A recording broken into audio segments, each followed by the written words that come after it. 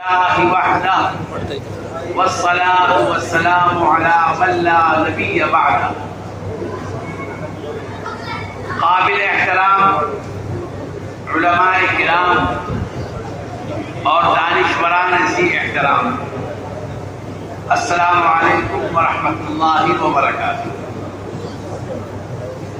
اللہ جل شانہ محمد والہ نے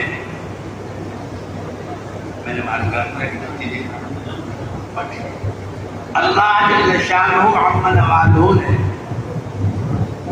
مذہب اسلام کو بہت سی اہم اور متعدد خصوصیات سے نوازا ہے. بہت سی خصوصیات ایسی ہیں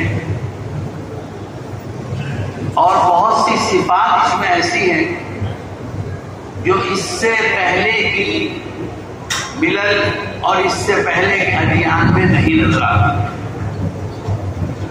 انہی صفات اور خصوصیات میں ایک اہم صفت اور ایک اہم خصوصیت آزادی بھی ہے. اسلام ایک لمحے کے لیے بھی غلامی برداشت کرنے کا قائل نہیں، نہ ذہنی غلامی، نہ فکری غلامی، نہ اعتقادی غلامی اور نہ جسم و جان کی غلامی. اس کا ایک ہی کہنا ہے، ایک ہی اعلان ہے کہ ہر طرح کی غلامی انسان کی اللہ کے ساتھ جڑی ہوئی، اللہ کے ساتھ جڑا ہوا ہے. تو جو بھی ہے، جتنی بھی ہے، وہ ہر انسان کی اللہ کے ساتھ وابستگی کی غلامی.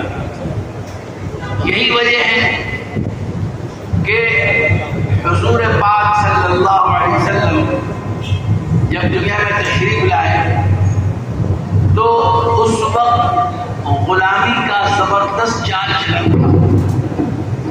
کوئی خطہ ایسا نہیں تھا جہاں غلامی کی وبا نہ ہو اور غلام نہ موجود.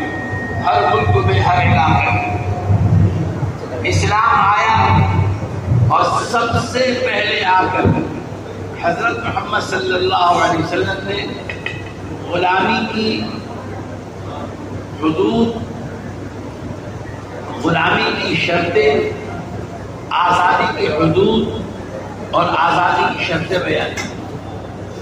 چنانچہ تاریخ بتلاتی ہے اور سیرت بتلاتی ہے کہ ذرا